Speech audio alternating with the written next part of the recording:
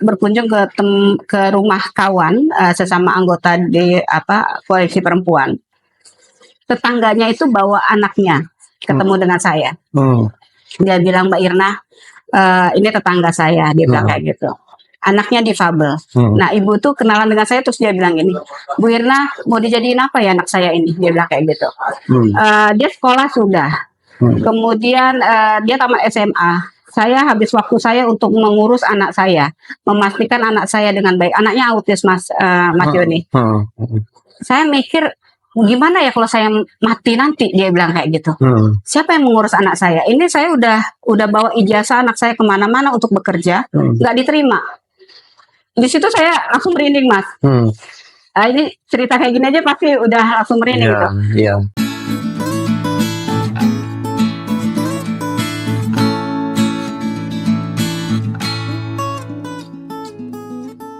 Halo teman-teman, ketemu lagi dengan saya di channel Joni Yulianto dan sekarang saya ada di kantor PMMI, Perkumpulan Mitra Masyarakat Inklusi, dengan tamu. Sebenarnya saya yang jadi tamu. Iya.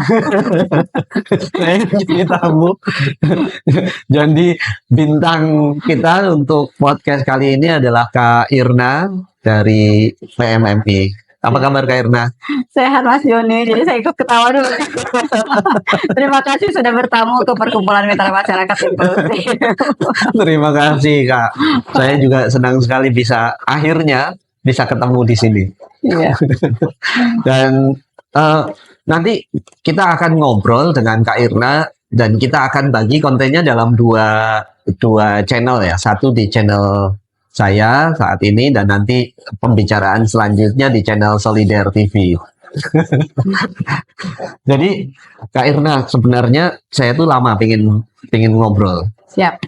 Dan kalau tidak salah kita ketemu mulai kenal gitu ya beberapa tahun yang lalu, dan Kak Irna sudah mendirikan organisasi yang namanya PMMI. Ya. Tapi sebelum nanti saya minta Kak Irna untuk cerita tentang PMMI, mungkin sedikit dikenalkan siapa sebenarnya Kak Irna. Iya. Udah kenalkan diri kayak gini udah keren gitu ya. Ya, makasih Pak Joni. Kawan-kawan, saya Irna Riza Yuliastuti. Saat ini saya dipercaya teman-teman sebagai Ketua Perkumpulan Mitra Masyarakat Inklusif. Kalau bilang background, saya ibu rumah tangga sebenarnya. Ibu rumah tangga yang kalau kita bilang itu memanfaatkan waktunya, yang kalau bisa memang bisa berbuat hal-hal yang mudah-mudahan memberikan manfaat gitu. Jadi background saya sarjana sosial, jurusan kesejahteraan sosial. Nah, itu sebenarnya pas Mas Joni. Jadi dari muda memang kita sudah dikenalkan dengan isu terkait dengan kesejahteraan sosial. Salah satunya adalah bertemu dengan teman-teman dari berbagai kelompok, termasuk misalnya kelompok-kelompok minoritas, kelompok perempuan, kelompok anak, lansia, dan teman-teman difabel juga seperti itu. Nah, jadi kalau mau siapa saya ya perempuan, ibu rumah tangga, punya anak 3. Ya, alhamdulillah perempuan semua, dan alhamdulillah masih diberikan kesehatan sehingga bisa beraktivitas ke banyak hal dan bertemu dengan Mas Joni akhirnya dari Sigap. Tapi sebelumnya saya mungkin lebih kenal Mas Joni itu dari formasi disabilitasnya. Iya, betul. Ya, dan baru kemudian melihat bahwa ternyata Mas Joni juga ada di Sigap dan ada di beberapa tempat yang lain bahkan Mas ya seperti itu. Ya. Nah, dengan background seperti itu kan kemudian mendirikan PMMI ya. Tapi tentu kan mendirikan PMMI itu bukan tanpa latar belakang gitu. Apa sebenarnya dibalik kemudian sampai berdirinya PMMI?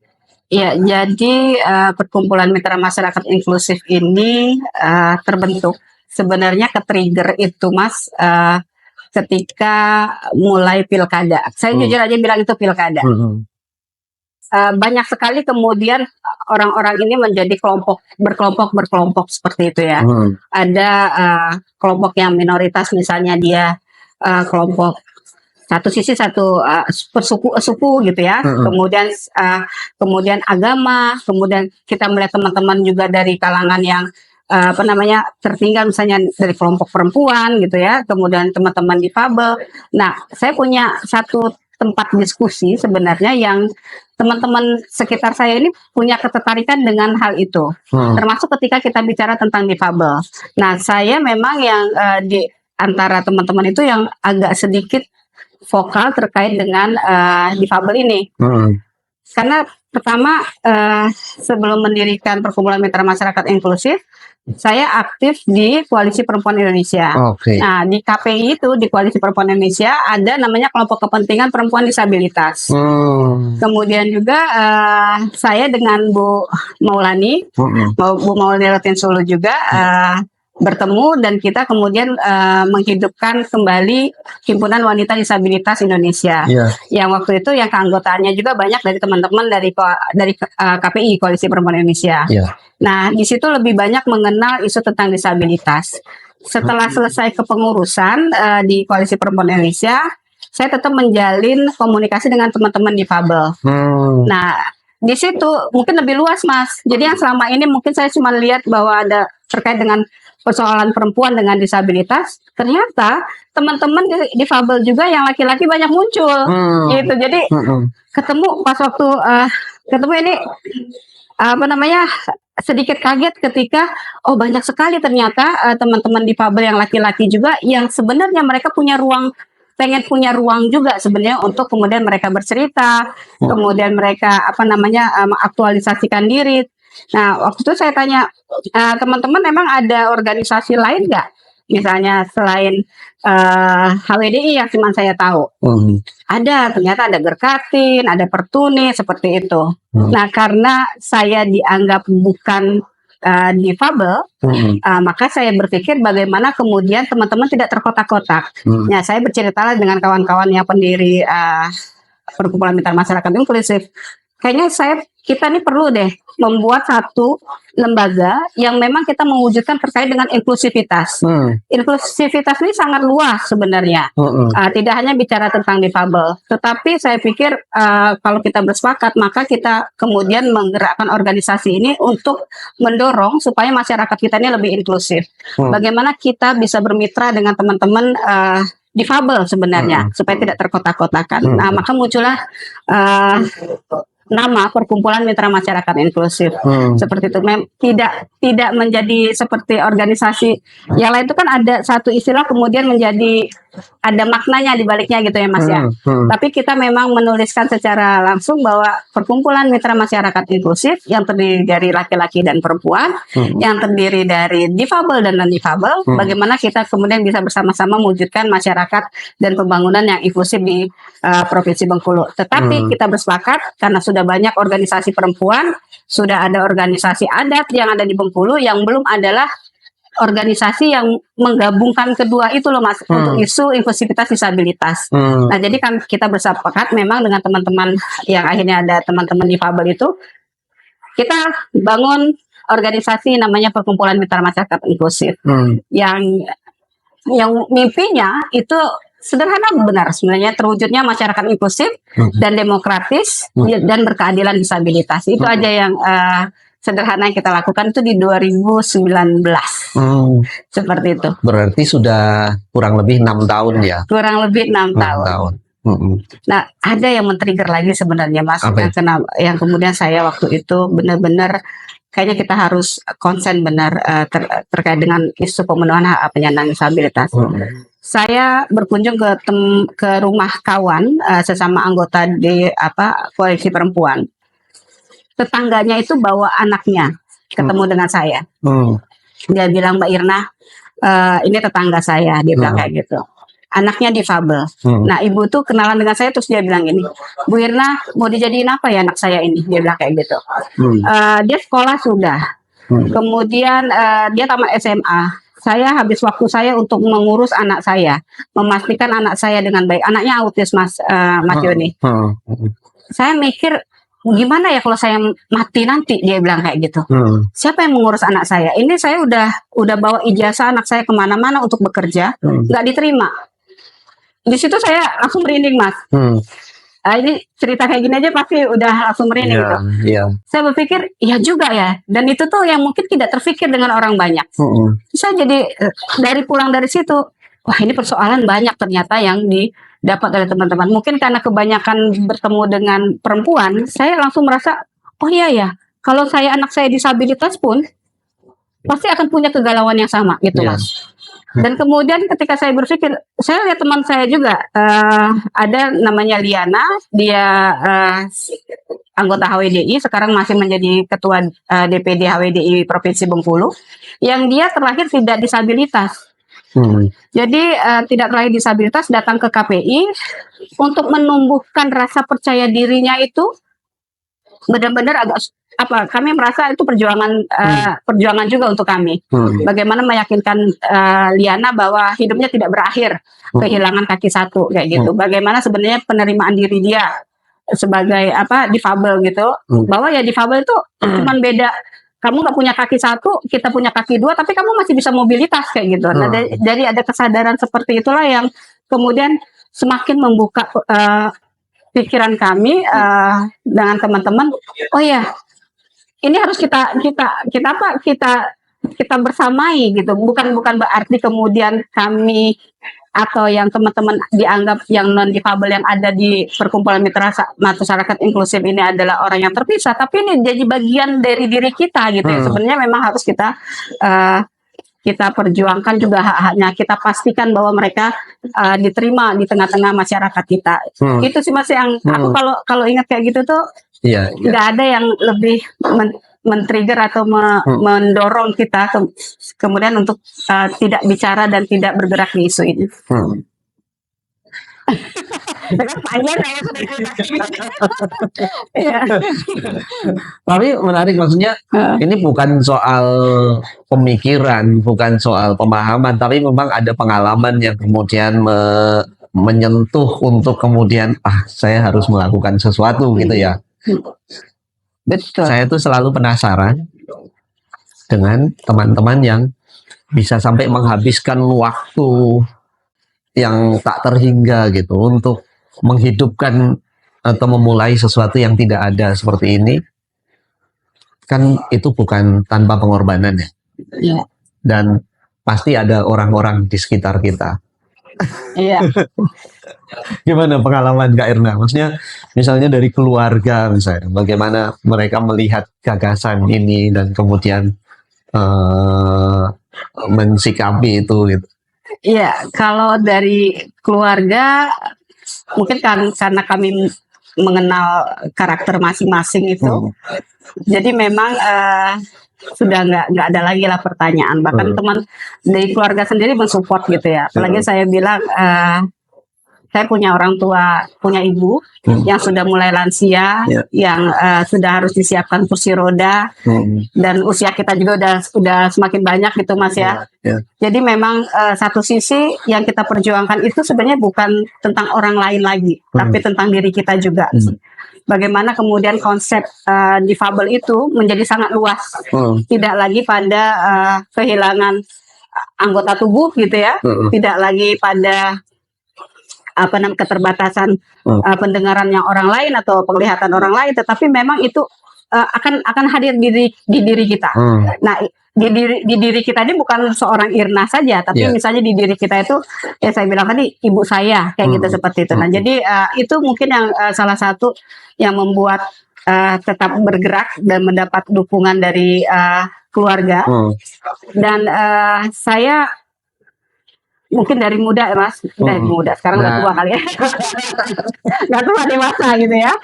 Jadi mungkin karena satu disiplin ilmu, kemudian juga kita dari kuliah dulu sudah berorganisasi, sudah bertemu dengan berbagai macam berbagai ragam gitu ya, persoalan-persoalan yang ada di masyarakat. Itu kayak menjadi keasikan tersendiri bagi saya Mas. Jadi mungkin sebagian orang itu nggak akan percaya atau menganggap mengada-ada. Tapi saya menikmati sekali ketika saya bisa memberikan pengalaman pertama yang baik untuk orang lain. Nah, itu yang mungkin kalau balik lagi ya, ini baliknya personal. Saya senang ketika saya diajak hal-hal yang baru.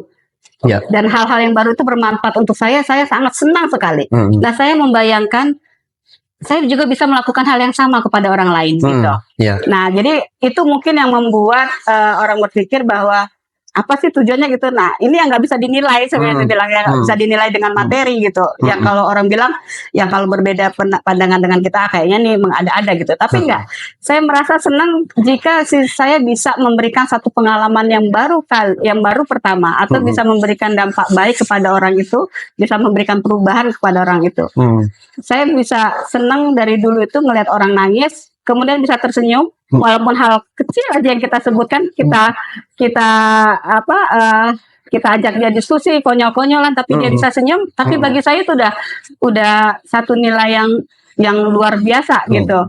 Dan saya merasa kebermanfaatan diri itu ada di sana gitu, Mas. Karena saya mau ngasih teman-teman harta benda, saya biasa saja gitu ya. Tapi bisa membawa dan bisa diingat itu tuh seneng gitu loh, Mas. Gitu. Nah, itu yang mungkin membuat kenapa sampai sekarang saya dan teman-teman di MMI bisa bertahan. Karena MMI ini adalah organisasi lokal, Mas, yang pendirinya dan kemudian teman-teman relawannya tuh benar-benar dari Bengkulu, tidak ada cabang-cabangnya gitu ya. Dan berterima kasih sekali Sigap kemudian melirik organisasi kami untuk diajak berkolaborasi untuk satu hal yang lebih besar lagi.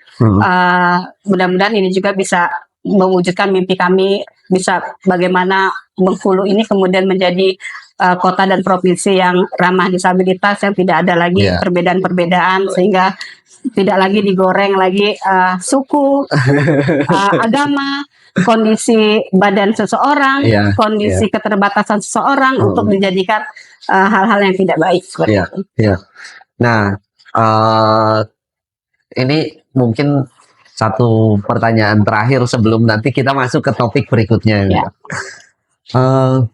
Tadi kan Kak Irna sudah cerita panjang ya background tentang PMMI, bagaimana sampai dia kemudian didirikan.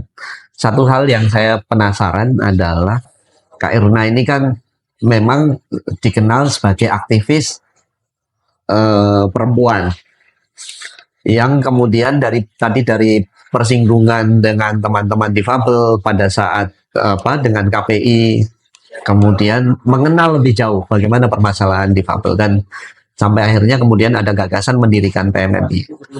Sebagai aktivis yang bukan difabel, kemudian masuk pada isu ini dan mengajak teman-teman yang lain untuk membangun gagasan ini bersama-sama gitu. Ada nggak tantangan untuk meyakinkan, mengajak teman-teman pada ide itu? Kalau tantangan di difabel dan di non difabelnya itu ditemui, Mas. Kalau di difabel begitu saya memutuskan dan kawan-kawan memutuskan untuk bergerak full di isu difabel, yang ada pertanyaan dari kawan-kawan difabel adalah kami ini mau dibikin apa gitu. Maunya Bu Irna dengan teman-teman di PMMI seperti apa?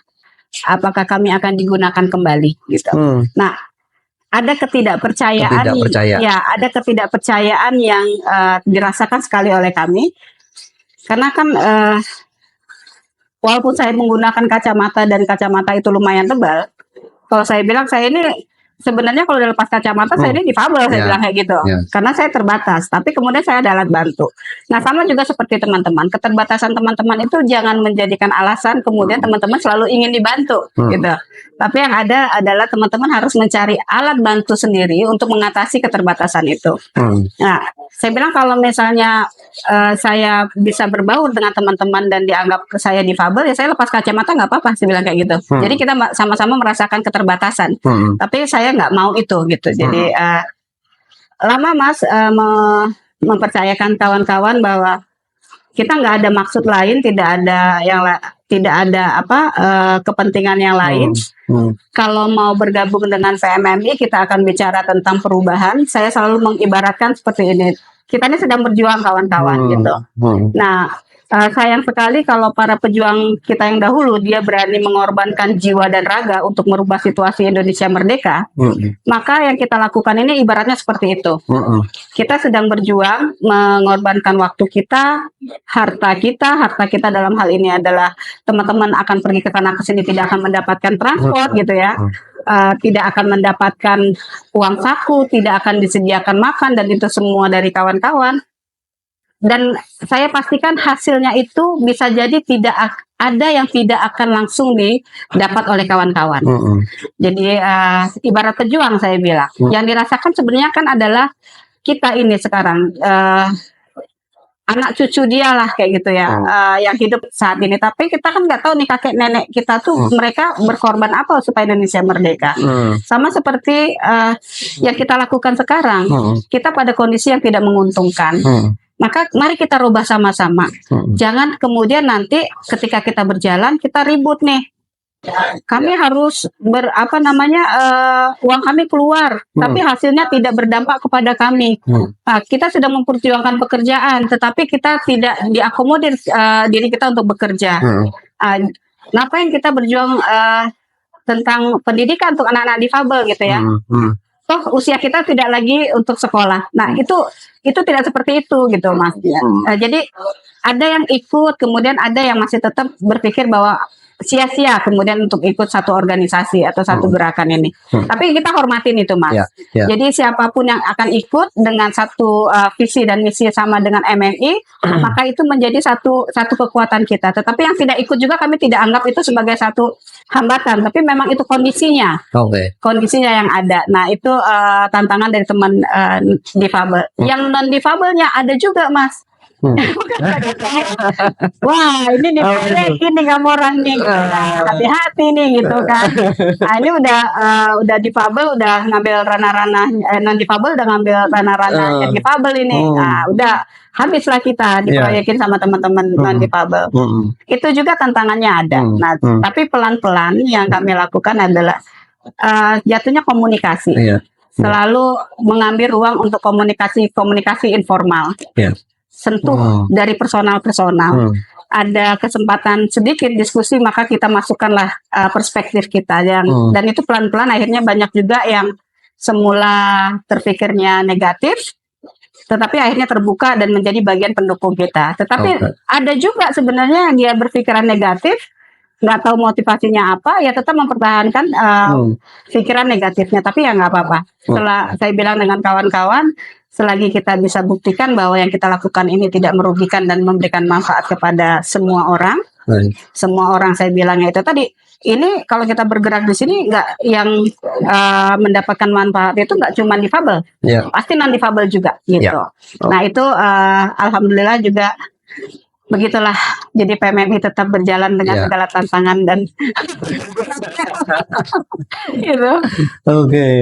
Baik, terima kasih teman-teman. Hari ini kita belajar dari Kak Irna, pendiri PMMI, yang setidaknya saya bisa menangkap 3 hal. Yang pertama adalah bagaimana seorang aktivis perempuan kemudian mengenal dan belajar isu difabel sampai kemudian menemukan passion personalnya untuk masuk dalam ranah perjuangan inklusi difabel.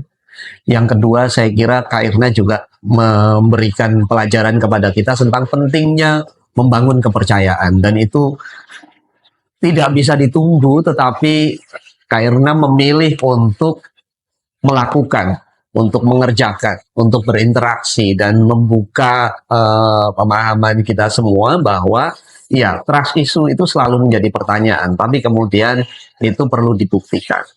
Dan saya kira yang ketiga adalah keberanian untuk memulai perjuangan ini dengan menghimpun banyak kawan dari ragam yang berbeda sampai kemudian berdirilah PMMI. Kita akan lanjutkan perbincangan ini di channel Solidar TV. Dan nanti pasti akan lebih seru karena kita akan gali lebih banyak apa itu PMMI, apa yang dilakukan, bagaimana dia berkembang dan seterusnya. Terima kasih. Sampai ketemu lagi di konten selanjutnya. Jangan lupa pindah channel dan salam inklusi.